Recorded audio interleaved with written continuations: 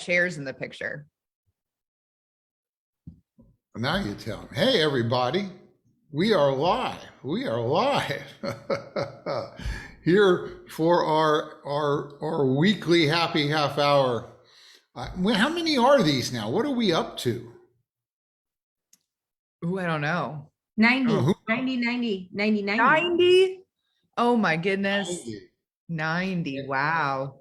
And if you are, well, we should introduce ourselves. I am David Shakavich. I'm the president and founder of Carolina Retirement Planners. And accompanying me here is my daughter, Samantha Sam, who I partner in the business. And you know, many of you probably know us from the past, and we've come to you now for 90 weeks, showing you for half an hour a little stuff. It started when COVID came and we couldn't get together personally. We thought it'd be fun, and people, including us, are enjoying it so much. We thought we'd keep going. Who else do we have here? I know we kind of have a hidden person here. A hidden person behind the scenes. We have the lovely, incomparable Amy Dresky, our director of client fun. Hello. Making the magic happen. Hey, Hi, She's the one that everyone. not only makes the magic happens, but keeps track of how many times we've done this over the keeps past us 2 on years. track. Yeah. Hi. For a second, you guys froze. I was like, wait, where'd you go? What happened? But you're back. So it's all good. Oh no. Hello. I know. I was like, wait, what happened? But it's all good. So hello. Well, hello. while you are here, why don't you show us, why don't we share what we're drinking as usual? I am drinking my normal. Because it's our happy half hour, you know, here. You know, I'm little drinking a truly mango chili hard seltzer.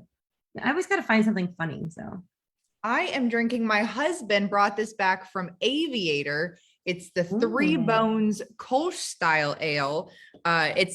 They are actually so Waterline. If for those of you who don't know, my husband is a brewer at Waterline, and they are upgrading their brewing system. And while they are doing that, everything is dismantled and they're putting in this big 20-barrel system, and they are having Aviator brew just for a short time their Kolsch to get them through this short period that they're not going to be able to brew for. And that's a lot of barrels. I know.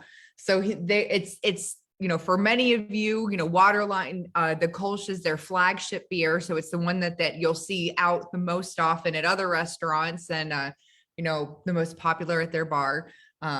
So he went and stopped at Aviator to check and see how everything was going, and they gave him a case of this Kolsch they couldn't sell that's actually meant for another market, and the packaging is in Chinese. Which is interesting. So Aviator actually distributes internationally. So and I should also point out that some of you out there, you may be online, you know who you are, have gone to Waterline and drank so much so often that they had to up the size of their brewing tanks and all just to keep up with us. So it's Absolutely. an interesting observation, you know. it's going to be a great change for them. And we have a number of guests here. We have with Martha is here. It's good to see you once again. And Teresa is here. We know who Teresa is. She's blood, you know, a close relative of You someone. know that lady. Yeah. Mary, our own Mary, is here. I see that, who else is here? We got Kay is here. Hey, Barb. Kay, welcome. Barb is here. Apparently visiting Blacksburg right now. And Wonderful. so it's good to see. I think boy. think it's hard to tell from the way that these got stuck in here, but I can't tell if it's Barb or Teresa, but one of the two is drinking coffee with some coffee moonshine, and that sounds really nice. Kay is here. It's good to see you. Jay and Carter are here.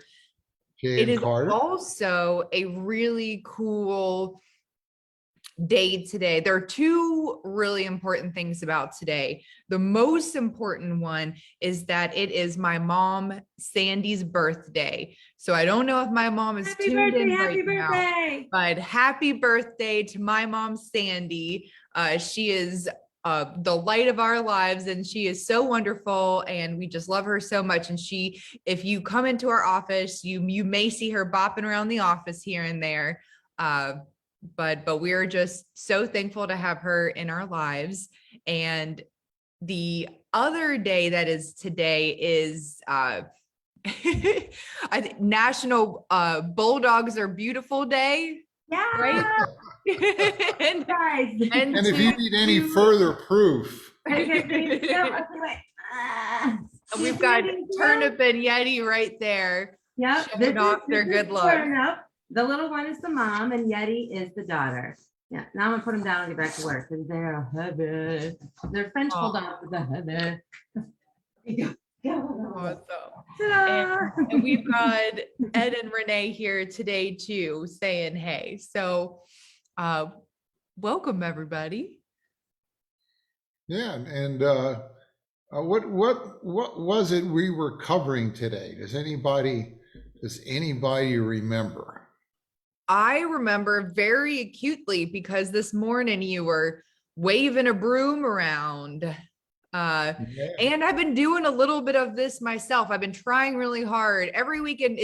I don't know why they talk about spring cleaning, because whenever it's spring, all I want to do is go outside and, drink on patios. But I agree. I find it really hard to, want to, clean things out, but I am, but we are going to be talking about spring cleaning as far as your financial world goes today. Yeah, and realistically, oftentimes the financial world looks more like this. It's a case of the junk drawer, that we all seem to have full of financial stuff. And we're going to go look at some of those today and just kind of remind people, give you something to jot down. Oh my gosh, I forgot about that. Well, I think even with our best efforts, we start, we have really good intentions, and then it's very easy to let things, go awry. Yeah, I'm just trying to think here how many of these things that I might have in my own junk drawer, Oh, I have most of those things in my junk drawer. Looks awfully familiar, it isn't my junk drawer, but it could have been. Yeah, well, this drawer is doing pretty well. They even have like little cubes where for further organization. I don't even have that. Yeah, that's pretty organized.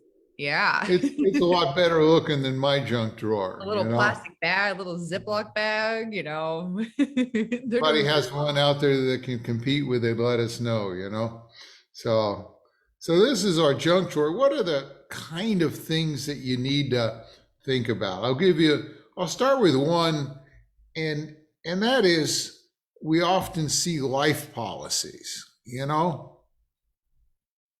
old life policies.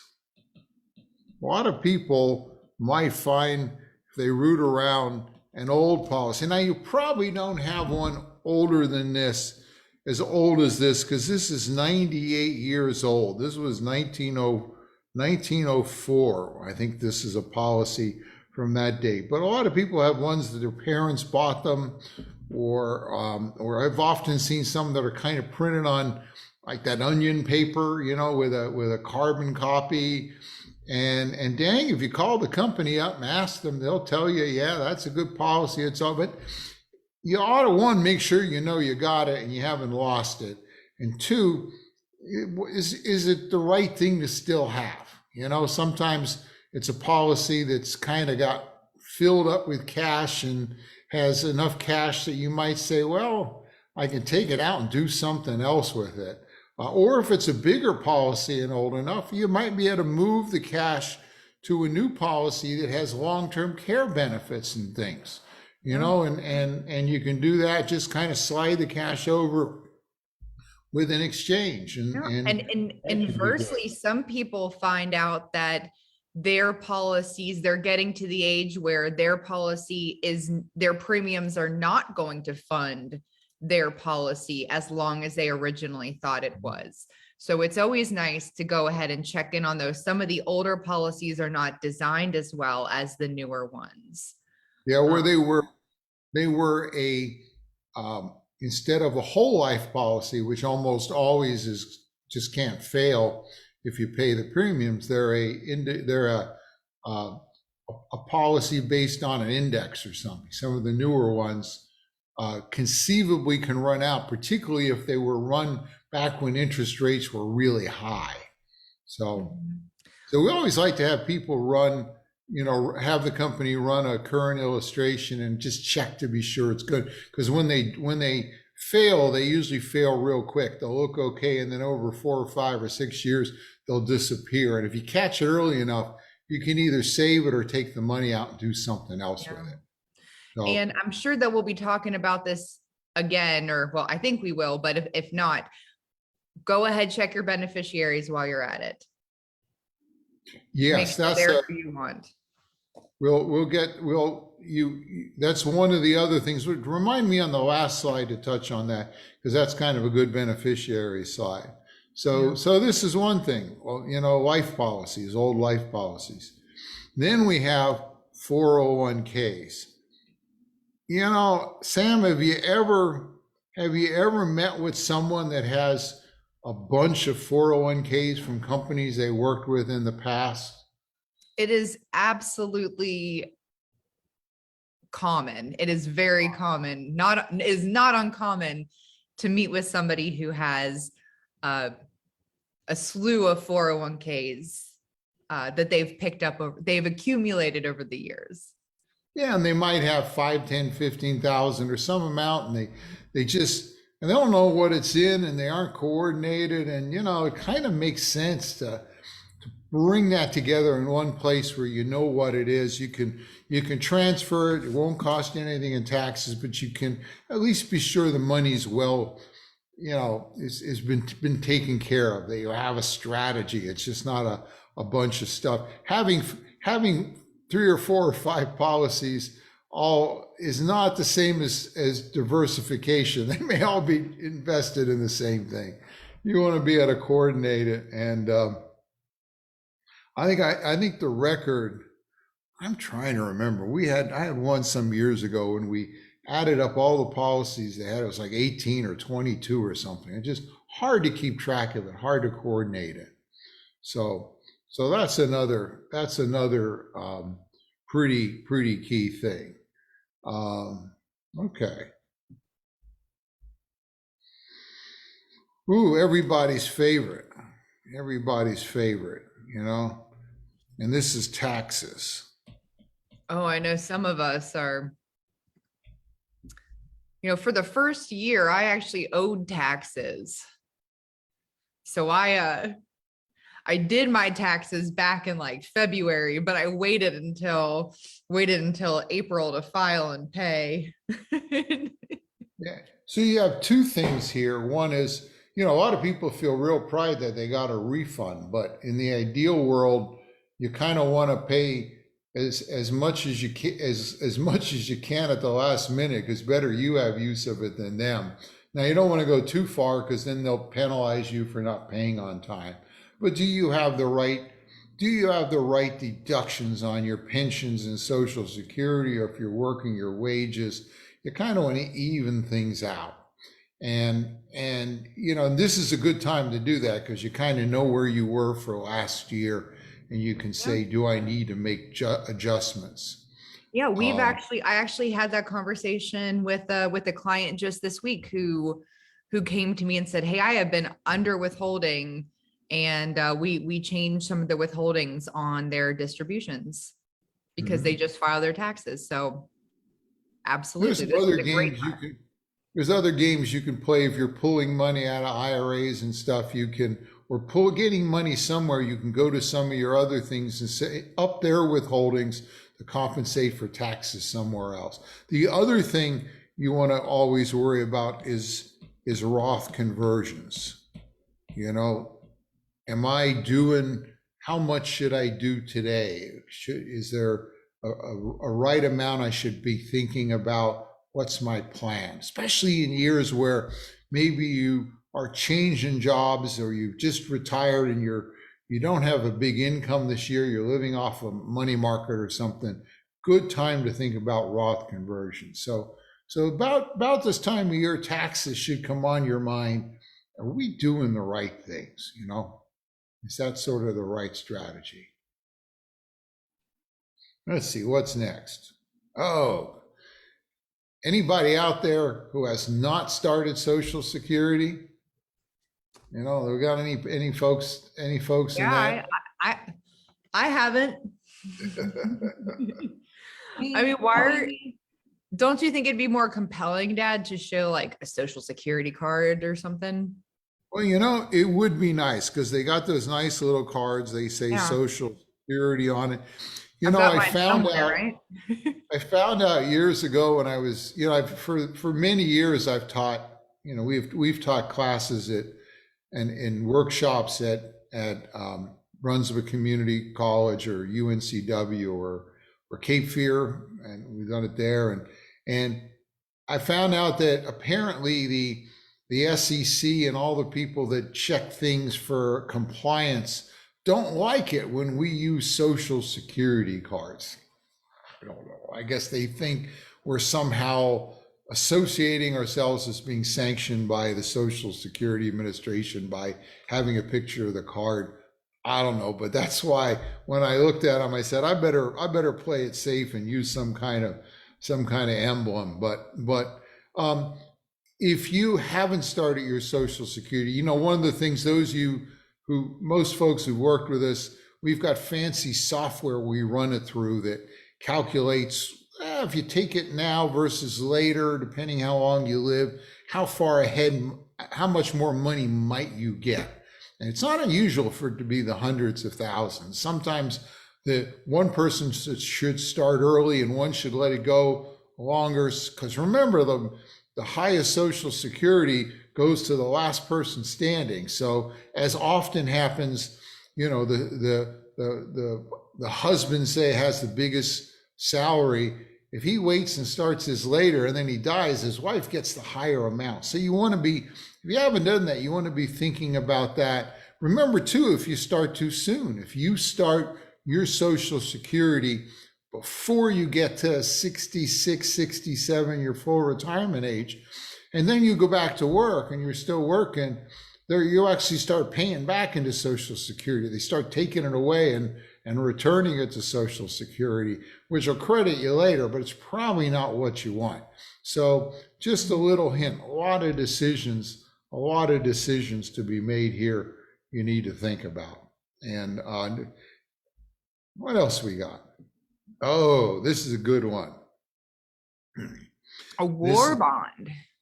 Bonds, yeah.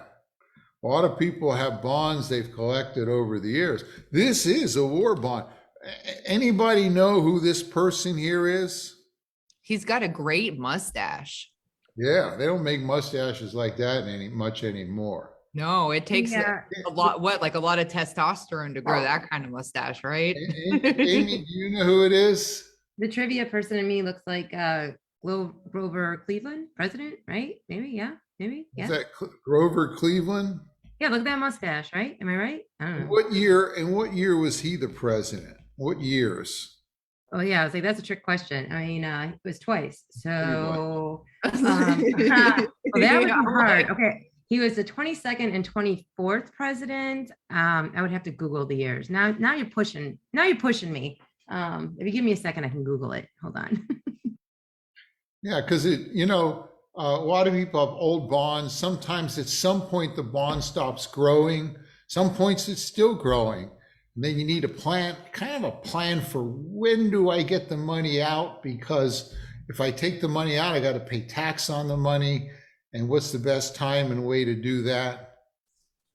Okay, so he was, he was the 22nd president from 1885 to 1889. And then the 24th president from 1893 to 1897. Okay, so that probably leads to someone to say if this was a war bond, assuming he was the president then, What war were we in? Was that the Spanish-American War, or was that the war? I don't remember. I don't know. History's not that good. Maybe somebody in our audience knows what year this might have been, but we'll see. American War Dan Spanish says American War was 1898. 1898 was the Spanish American War. Spanish-American War. Well, I don't Would have know. been yeah, it would have been the end of it. Anyway, but if you have bonds, you want to think about, one, be sure you find them because they can get lost, you know? So make sure you find them, make copies, make sure that your estate and your people know they're there, and then check. There's what places you can go online and check, are they still good? I might mention too, while you're thinking bonds, right now, I bonds are still being sold. I think a month or so ago, we did an I bond happy half hour.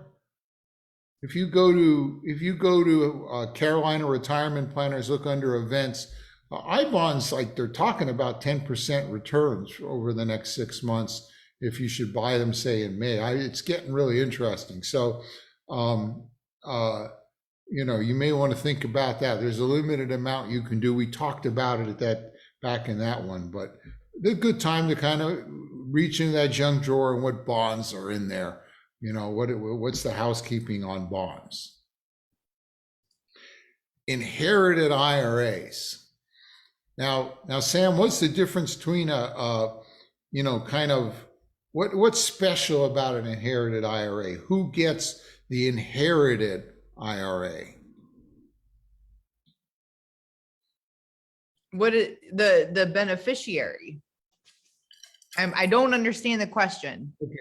There's usually the beneficiary has inherited the tax burden of the IRA. Or what I'm trying to get at is, if you die with an IRA and you have a spouse, they usually get it without a lot of fuss and muss, and they can do their age and everything on it. So nothing much has changed for IRAs that are inherited by a spouse. The inherited IRAs they're talking about here are the ones that are going to, say, your kids or even somebody else, but anybody but your spouse. And remember, a lot of rules kick in. The biggest one is the 10-year rule, where they basically have to take all the money out within the 10 years after you die. And they can wait till the last minute, but boy, if they do that, they're going to pay a whole bunch in tax. And so you want to have a plan for draining it, or if it's a Roth IRA, you may want to leave it in for all 10 years because you can get 10 years of tax-free growth and then take it all out at once tax-free. And remember, we talked about this, I think, in the last few weeks.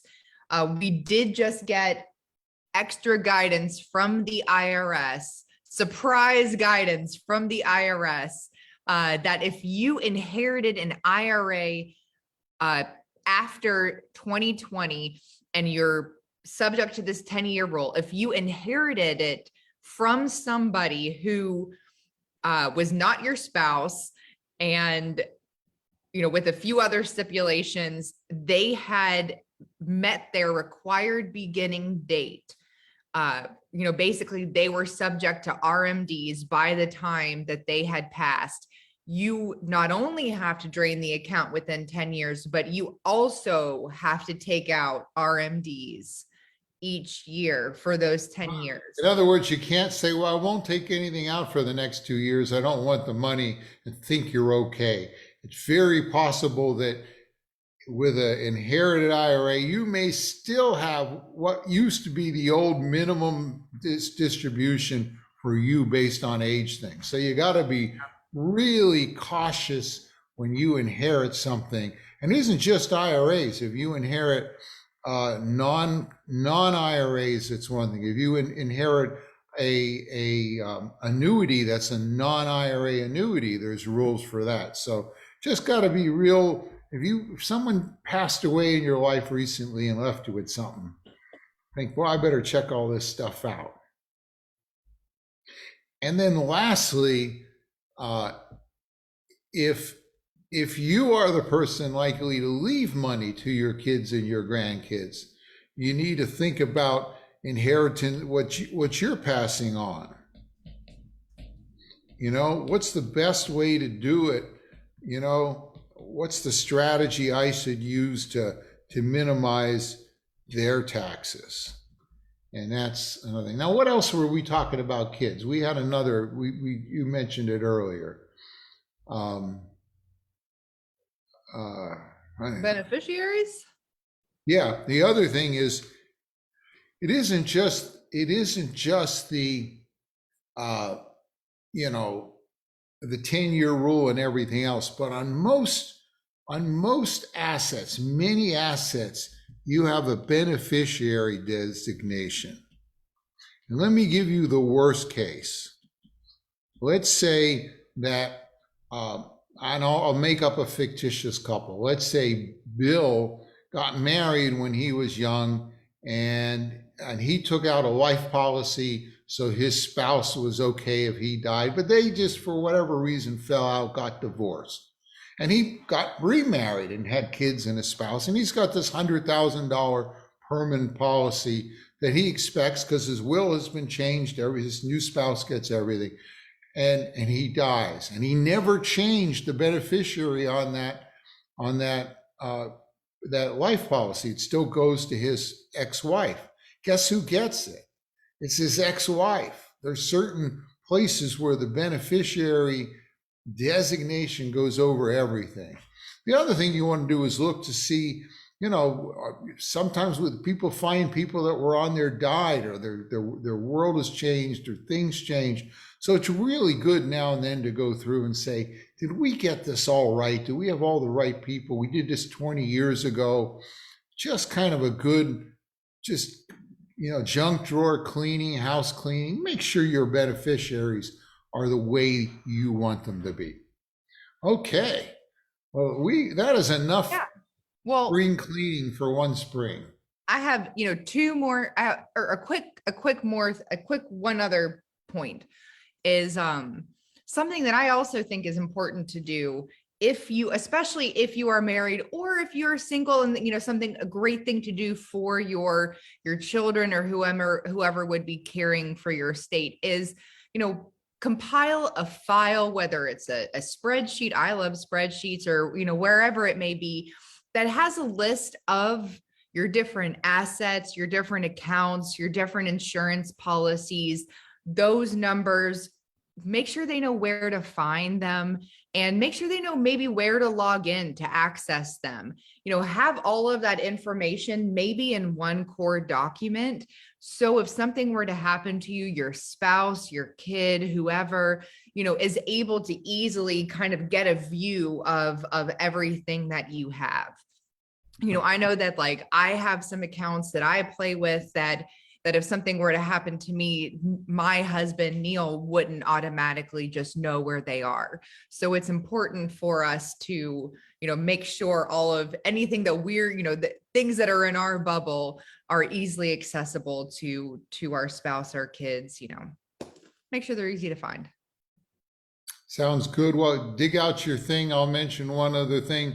I'm trying to decide what to do next week, but I'm pretty sure, you know, we're going to make it fun, but there's a thing called the yield curve, which won't even go into details, and it has just inverted, and there's a lot of evidence that shows that there's a kind of a rule that when the yield curve inverts, it's kind of a sign that a recession or is in the future. It's sort of a signal. And you may have heard that a lot, and, you know, so we're going to go back and actually look at the data and say, should I worry about this, or is it really not a big issue now? So, you know, I think that would make good one, a little nerdy, but we'll make it fun for next Thursday. Yield curve. I think that sounds like a very pertinent topic. Inverted yield curve. Is the end near? Oh man. Well, I'm interested in what you have to say, so I'm sure other people will be as well. All right. Unless you've got more, Dad, we're at the top of the hour, so I'm gonna pull out my jar. Let's do it.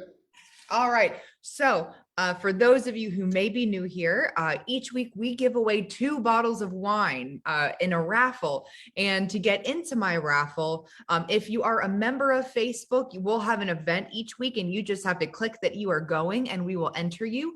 If you share the Facebook invite with a friend, we will give you an additional entry into the wine drawing. If you are on our email list, then we send out an email each week to let you know what we are going to be talking about. And you just reply to that email. All you have to really say is enter me into the wine drawing, but Amy's always got a cute little thing for you to tell, to you to answer. Or you can let us know a topic you have that you'd like to have covered, questions you have, any way that you'd like to engage with that email, we'll get you in here. You can also forward that email to a friend, but you got to let us know because we are not that technologically advanced that we can track that. All right.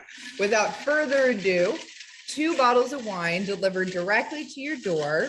Drum roll. The more you come, the more you enter, the more you laugh during the thing, the more your chance of winning, Well, not laughing. I can't. I don't know. I mean, maybe like karmically, I don't know. But our winner this week is Angela K. So congratulations, Angela. You are our wine winner this week. For everybody else who did not win, please continue to enter. We love to give away wine and we will continue to give away wine. So please keep on coming to our Facebook event and responding to our emails, and we will continue to send y'all wine each week. We'll see you next week. Tell your friends, get yourself a good stiff drink. And it's good. Yeah.